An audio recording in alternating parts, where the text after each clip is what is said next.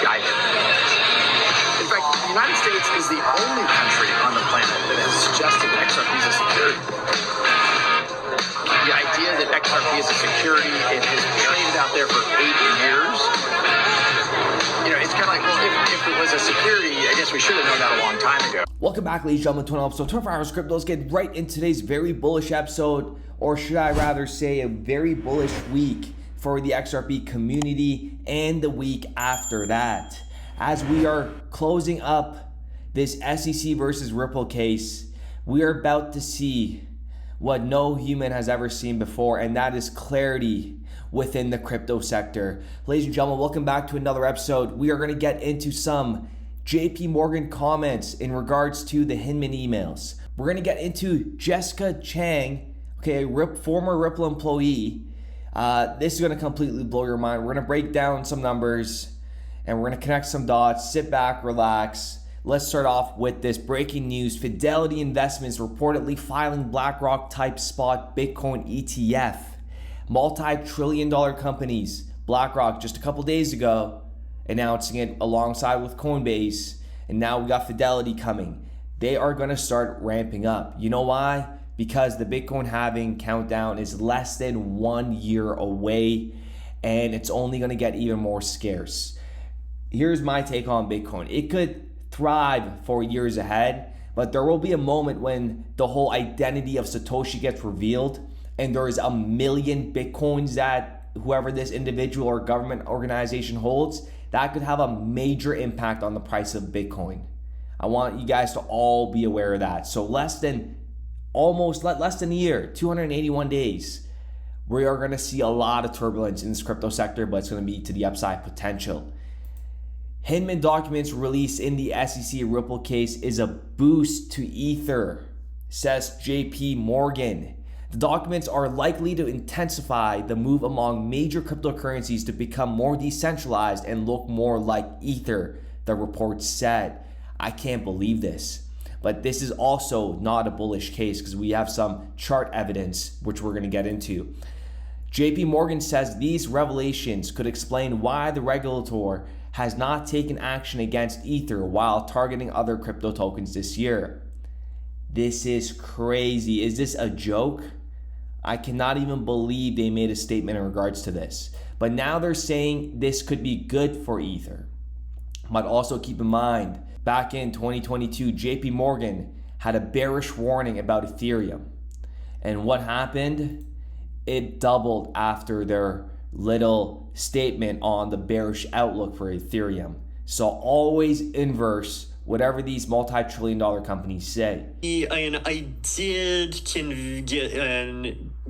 get the Ethereum Foundation to sell about 70,000 ETH, like basically at the top, and that's.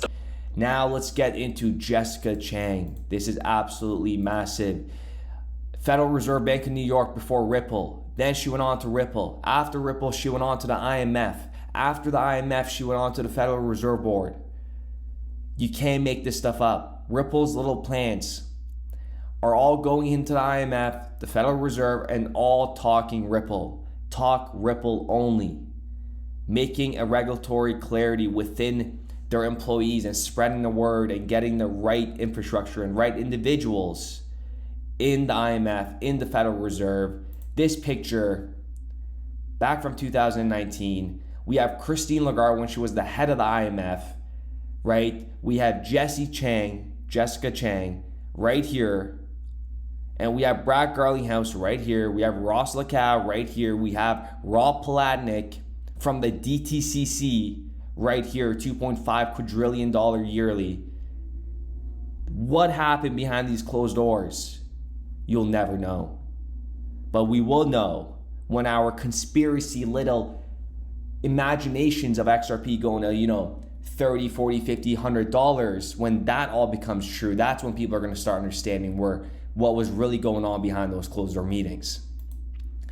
And don't forget, Jessica Chang is not just, she's still very active in the ECB.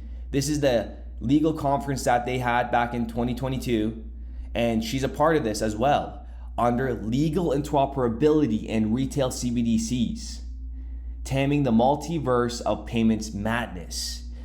And this is very bullish. This is right here. This is the part that they took. And they went on to say the role of the private sector, which is going to be Ripple. Right? Ripple is a private sector.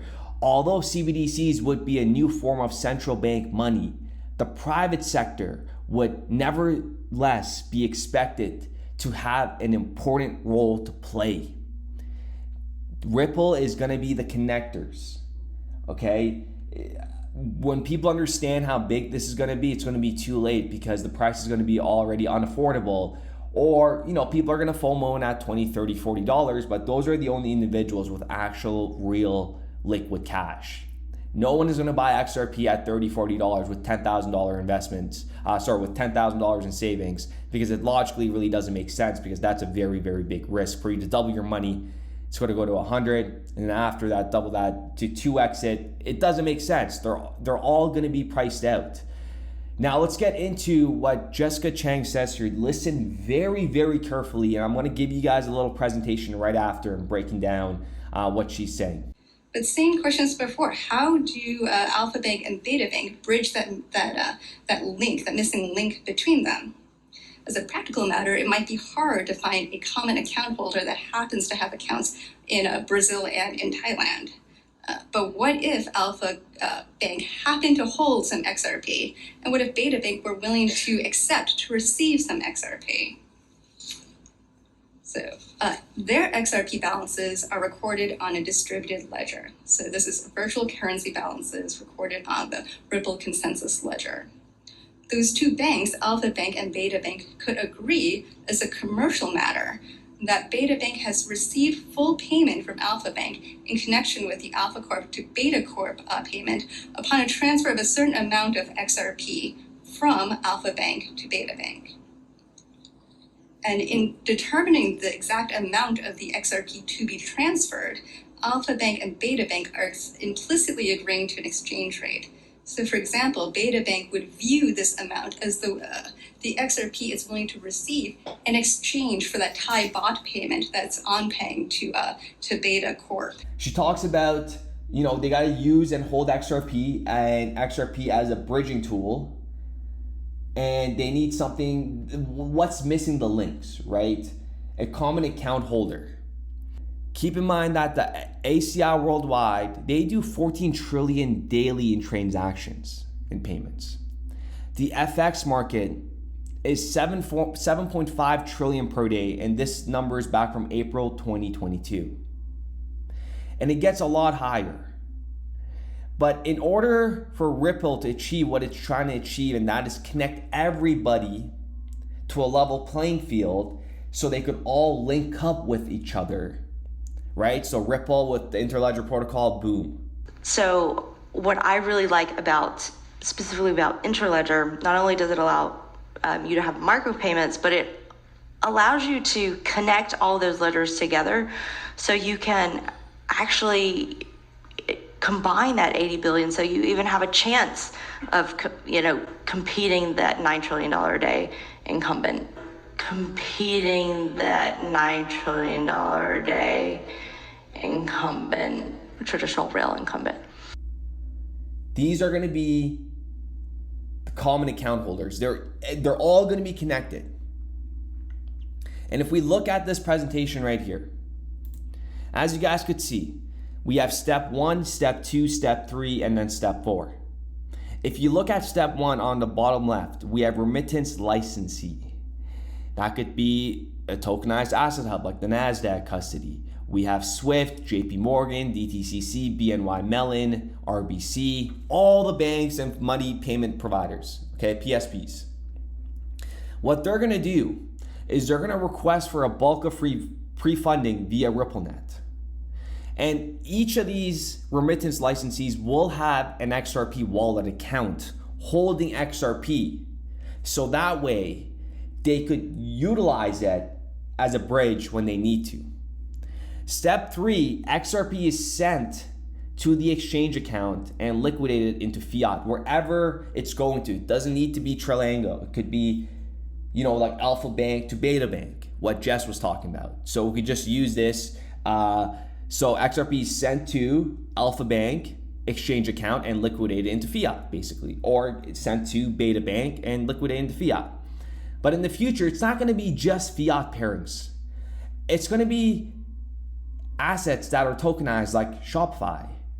It could be, as you guys remember, the AUDD is on the XRP ledger. It could be Amazon. It could be Google. It could be MicroStrategy. It could be ACI's ticker. And that XRP being used for that transaction. It could be mortgages. It could be insurance settlements. Right? The list goes on and on. And that value that's being utilized within the XRP, it's not sustainable when it's a cheap XRP because there's so little XRP. There's only 100 billion XRP, 42 locked up in escrow, 56 circulating within retail, but realistically there's about 30 billion that retail actually owns. But when the demand increases, it's going to be absolutely massive. And XRP could also be used as a bridge currency for Bitcoin, Euro, pesos, Ethereum Classic. So with that being said, ladies and gentlemen, I do appreciate every single one of you guys. Let me know what you guys think in the comments down below, and we'll be back with another episode. We started building RippleNet with the thesis that crypto liquidity would eventually be able to support robust global payments, large payments. RippleNet was designed so that customers seeing the benefits of our fiat-based network could flip the switch to ODL once the market was mature enough. And this is exactly what's happening. Flip the switch.